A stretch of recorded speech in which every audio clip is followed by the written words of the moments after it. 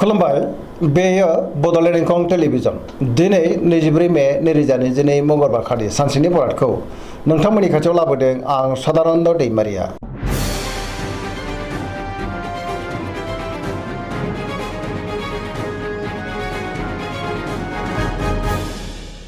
सिगां फरायनो लादों मेष राशि गिबि हांखो अ ल। दिनैनि साना जोबोर मोजां, बहाबा हान्थिनो खाबु मोनगोन आरो मोजाङैनो हान्थिनोबो हागोन। मावनो लानाय खामानिखौ थि समावनो आरो गोरलैयैनो मावफुंनोबो हागोन। गोसोखौ दिनै जोबोर गोजोननाय मोनगोन। देहाया मोजाङै थागोन। हरखाबै बहानिफ्रायबा मोजां खौरां फैनोबो हागौ।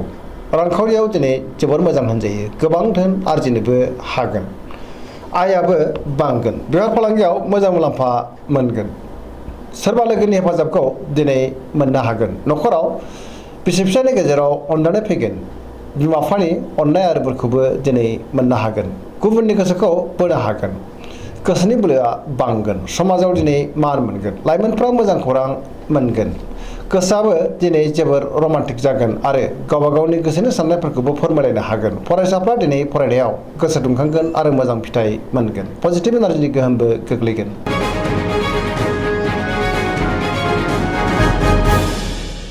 वृष राशि गिबि हांखो इ उ ब।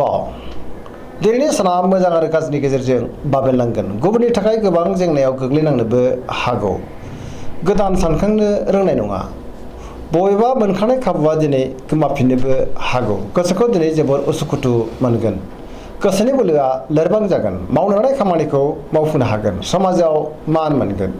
रांखावरियाव दिनै मोजां। बेफार फालांगियाव मोजां होनजायो। न'खराव बिसि फिसायनि गेजेराव एना एनि फैनो हागौ। देहाया मोजाङै थागोन। गुबुननि हेफाजाब लानांनो हागौ। जायखि खामानि मावा मानो मोनफ्रोमबो खामानिखौनो दिनै मावफुंनायाव गोब्राब जागोन। लोगोफोरनि अनसायनायखौ मोनगोन। गोसोनि साननायफ्रा नाथाय देबोर नांगोन। नेगेटिभ एनार्जिनि गोहोमबो गोग्लैनो हागौ।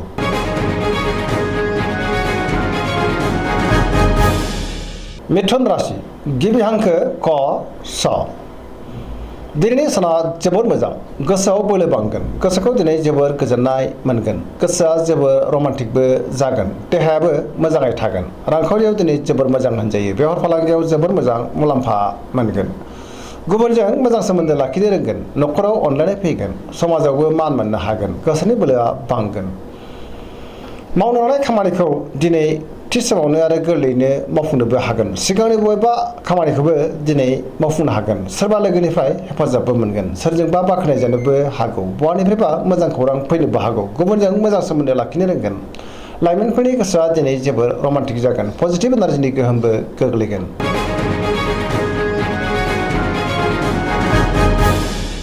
कर्कट राशि गिबि हांखो ड ह।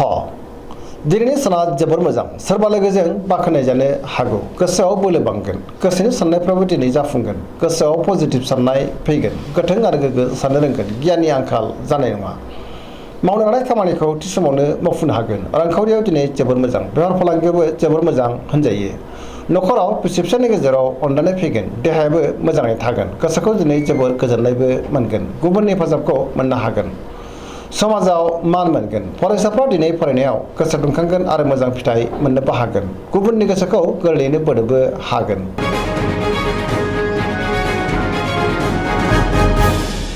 सिंह राशि गिबि हांखो म ट। दिनैनि साना जोबोर मोजां। समाजाव मान मोनगोन। बयजोंबो अनजागोन। गोसोआव गोग्गो आरो गोथों साननाय फैगोन। मोजां खाबु फैनोबो हागौ। मावनो लानाय खामानिखौ थि समावनो आरो गोरलैयैनो मावफुंनोबो हागोन। सोरबा लोगोनिफ्राय हेफाजाबखौ मोननो हागोन। बहाबा थाङोब्ला दिनै जोबोर मोजां आरो मोजाङैनो हान्थिनोबो हागोन। रांखावरियाव मोजां होनजायो। मोननो गोनांफोरखौ दिनै मोननो हागोन। बेफार फालांगियाव मोजां मुलाम्फा मोनगोन। गोसोनि साननायखौ दिनै गुबुननो फोरमायनोबो हागोन। न'खराव बिसि फिसायनि गेजेराव अनलायनाय फैगोन। देहायाबो दिनै मोजाङैनो थागोन। गुबुनजों मोजां सोमोन्दो लाखिनोबो रोंगोन। गुबुननि थाखाय गोबां मोजां खामानि मावनानैबो होनो हागोन। पजिटिभ एनार्जिनि गोहोम गोग्लैगोन।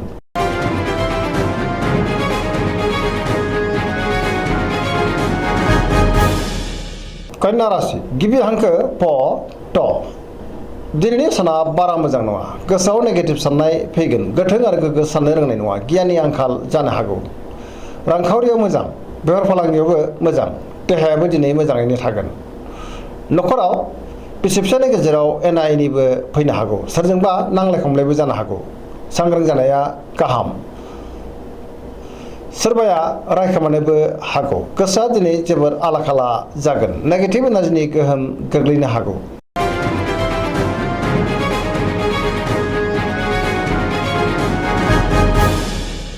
तुला राशि गिबि हांखो र ट। दिनैनि साना जोबोर मोजां। गोसोनि बोलोआ बांगोन। गोसोनि साननायाबो दिनै जाफुंगोन। मावनो लानाय खामानिखौ मावफुंनोबो हागोन। देहायाबो दिनै मोजाङैनो थागोन। रांखावरियाव जोबोर मोजां। मोननो गोनां धोनखौ मोननो हागोन। न'खराव दिनै बिसि फिसायनि गेजेराव अनलायनाय फैगोन। बिदा फंबायजों मोजां सोमोन्दो थागोन। समाजावबो दिनै मान मोननो हागोन। बेफार फालांगियाव मोजां मुलाम्फा मोनगोन। गुबुननि गोसोखौ दिनै गोरलैयैनो बोनोबो हागोन। लोगोफोरनि हेफाजाबबो मोनगोन।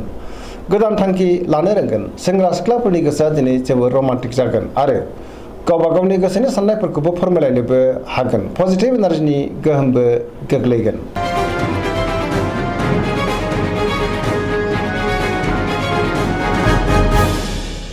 वृश्चिक राशि गिबि हांखो न स।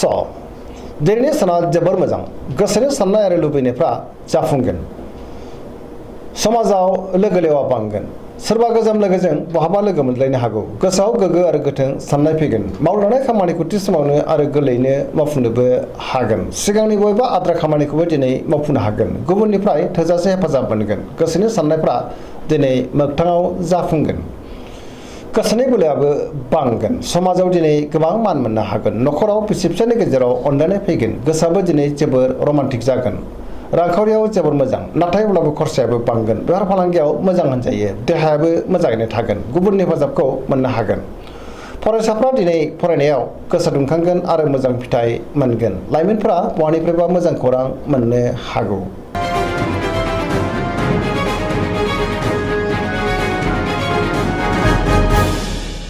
धनु राशि गिबि हांखो ध फ भ।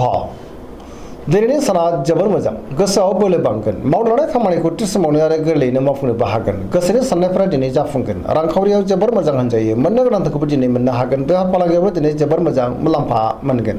समाजाव गोबां मान मोननो हागोन। न'खराव सोरबा आलासि फैनो हागौ। देहायाबो मोजाङैनो थागोन। बिदा फंबायनि हेफाजाबखौ दिनै मोननो हागोन। बिसि फिसायनि गेजेराव अनलायनाय फैगोन। बहानिफ्रायबा मोजां खौरां फैगोन। लाइमोनफोरनि गोसोआ दिनै जोबोर रमान्टिक जागोन आरो गावबा गावनि गोसोनि साननायखौ फोरमायलायनो हागोन।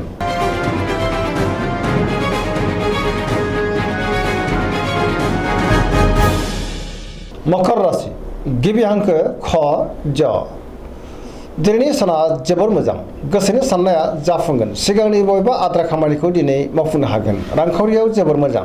आयाबो बांगोन। मोननो गोनांखौ दिनै मोननो हागोन। बेफार फालांगियाव जोबोर मोजां मुलाम्फा मोनगोन। गुबुनजों मोजां सोमोन्दो लाखिनो रोंगोन।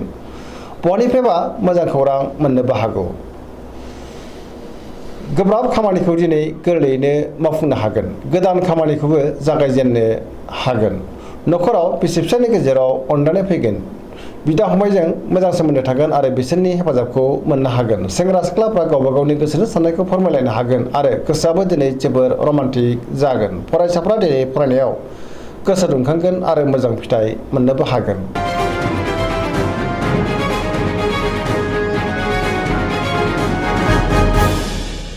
कुम्भ राशि गिबि हांखो ग स।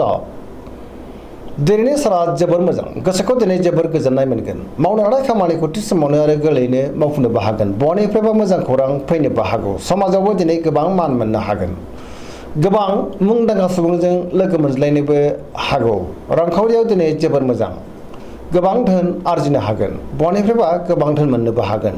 बेफार फालांगियाव मोजां मुलाम्फा मोनगोन। देहाया मोजाङैनो थागोन। न'खराव बिसि फिसायनि गेजेराव अनलायनाय फैगोन। गुबुननि हेफाजाबखौबो मोननो हागोन। बिमा बिफानि अननाय आरो बोरखौ मोनगोन। बहाबा दावबायनो एबा हान्थिनो खाबु मोननोबो हागौ। पजिटिभ एनार्जिनि गोहोमबो गोग्लैगोन।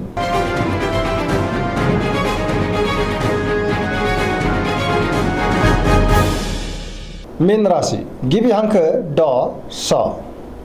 दिनैनि साना मोजां आरो गाज्रिनि गेजेरजों बाबेरलांगोन। गोसोआव नाथाय पजिटिभ साननाय फैगोन। गोसोनि बोलोआबो बांगोन। गावनि गोसोनि साननायखौ गुबुननो फोरमायनो हागोन। देहाया नाथाय बारा मोजां थानाय नङा। गोबां रोखोमनि देहायारि जेंनाजों मोगा-मोगि जानांनो हागौ। जानाय लोंनायाव सांग्रां जानांगोन। रांखावरियाव मोजां होनजायो। बेफार फालांगियावबो दिनै मोजां होनजायो। न'खराव अनलायनाय फैगोन। गोसोनि बोलोआबो बांगोन। सोरजोंबा बाख्नायजानोबो हागौ। लाइमोनफोरनि गोसोआ दिनै जोबोर रमान्टिकबो जागोन। फरायसाफ्रा फरायनायाव गोसो दुंखांगोन आरो मोजां फिथाइ मोननोबो हागोन। दिनैनि राशि फरायनाया एसेनोसै। जोबनायाव बेखौनो खावलायो जाहाथे नोंथांमोना सानफ्रोमबो जोंनि बे बड'लेण्ड इंखं टेलिभिजनखौ नायबाय थायो आरो साबस्क्राइब खालामो, लोगोसे लाइक खालामो आरो शेयार खालामो। एसेनोसै, गोजोन्थों।